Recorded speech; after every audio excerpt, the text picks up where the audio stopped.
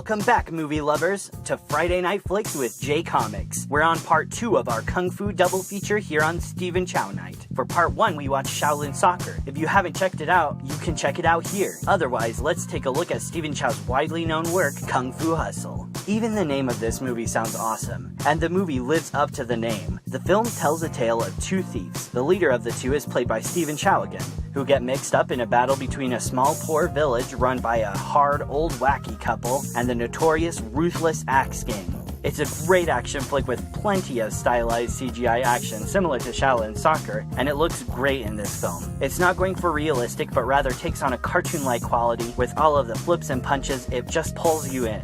Kung Fu Hustle was the 10th highest grossing foreign film of all time in the US, and the highest grossing foreign film in the US of 2005. So chances are, if you've seen any of Stephen Chow's films, it's this one. Currently, you can find Kung Fu Hustle for $2.99 on VUDU, Amazon, iTunes, and Google Play. I'll have links in the description if you want to watch along with me. Now let's take a look at the critically acclaimed Kung Fu film, Kung Fu Hustle. Kung Fu Hustle. What a movie, am I right? I think the movie is best summed up by the fact that Bill Murray praised this film as, quote, the supreme achievement of the modern age in terms of comedy. Yeah, Bill Murray said that, and I'm gonna have to agree with him. The film balances comedy, drama, and action into one beautifully cohesive film in a way that most comedy films today can only dream of achieving. Kung Fu Hustle is possibly my favorite Stephen Chow film, but it's hard to say because I love all of Stephen Chow's films that I've seen. In my opinion, Shaolin Soccer is funnier, but Kung Fu Hustle is more dramatic and has a much better story. I personally value story over comedy, and while Kung Fu Hustle has plenty of comedic moments, it's a much darker film than Shaolin Soccer. After I first watched Shaolin Soccer, I wanted to see if Stephen Chow was a one-hit wonder, so I got a hold of Kung Fu Hustle, watched it, and that's when I truly became a Stephen Chow fan.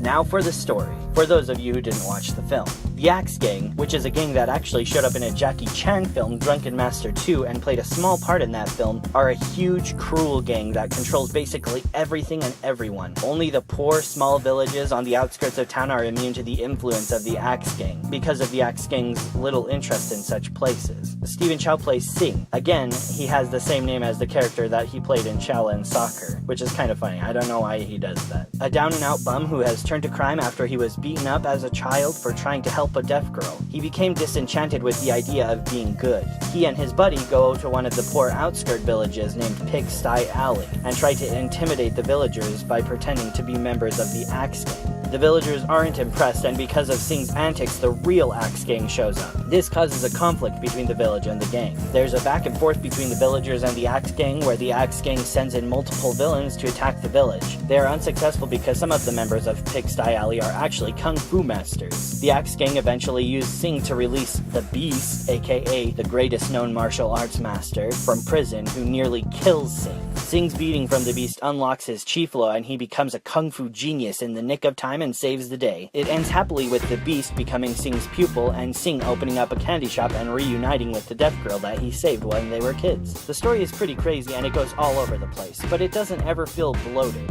It can be a bit confusing to follow the first go-around, but it has a great rewatch value. The cinematography is beautiful, as always, from a Stephen Chow film, and once again he does a great job of blending live action and CG.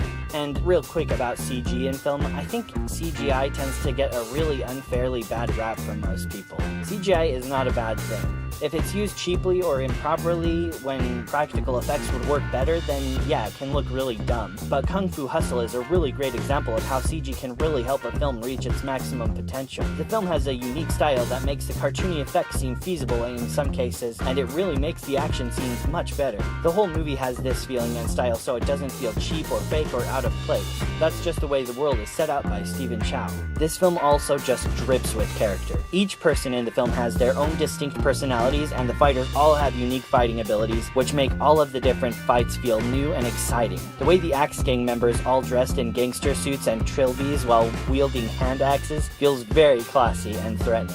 There's also this villager who for some reason has the shtick where his butt is always kind of hanging out of his pants. I don't know why, but it's kind of funny. There's 3 villagers who are secretly Kung Fu fighters but are revealed when the Axe Gang threatens to burn a mother and child.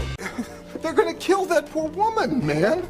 fuck are you talking about? One of them is this strong dude who can take on like 10 guys at once. Another wears these metal rings on his arm while he does kung fu. And the last guy uses spears to whack people all over the place. It's awesome. These guys end up being killed by two of the most inventive villains. These two guys play the Chinese harp. Their music is so beautiful that their music conjures up invisible swords and armies of undead soldiers. What other movie does that? It doesn't make much sense, but it's so cool. And the look of these guys was inspired by the Blues Brothers, which just adds to the fun. Talk about the power of music. These guys are like the twin X's in Scott Pilgrim.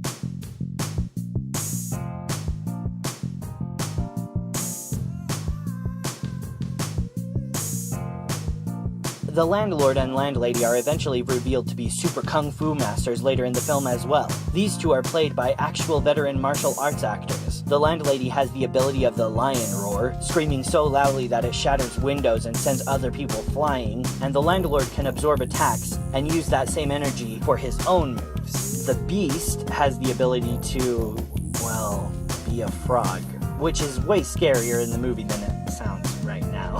And finally, Sing learns the Buddha's palm technique, which lets him shoot giant hand-shaped energy fields at people after ascending into the sky and landing delicately on an eagle. That just cracks me up. There's also a lot of butterfly symbolism in this film that I originally didn't notice. The film begins with a butterfly flying through the mountains. During Sing's lowest point, he practices kung fu inside a street light, which closes on him like a cocoon. Later on, after Sing is nearly beaten to death, he is wrapped up, also symbolizing a cocoon. All of this, of course, suggests Sing's transformation from a bumbling thief to a kung fu grandmaster. The music is another leg up that this film has over Shaolin Soccer. The music in Shaolin Soccer was good, but ultimately none of it really stood out as anything special.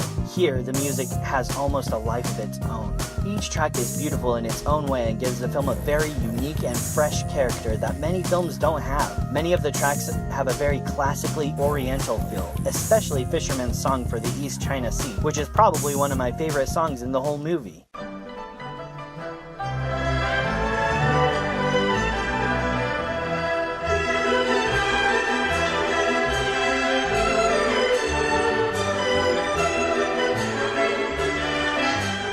The music was performed by the Hong Kong Chinese Orchestra, and it's masterfully done soundtrack. Give it a listen. Even on its own, it's quite a treat to listen to. Kung Fu Hustle, like Shaolin Soccer, makes it into my favorite movies of all time list. I love this movie. I love the style, I love the music, I love the story, I love all of the unique characters, I love the action sequences, the silliness of everything, and I love the heart that shows underneath it all. This movie is wonderful, and you are doing a disservice to yourself if you don't see it. And with that, we conclude Stephen Chow Night. I wish I could talk forever about these movies, and the other Stephen Chow movies that we didn't even get to touch on. Those ones are also awesome, but we'll save that for another day. Thank you for joining me this week, and I'll see you next Friday for Bruce Lee Night. Get ready, Kung Fu fans, it's gonna be great. And you can only find it here on Friday Night Flix with J Comics.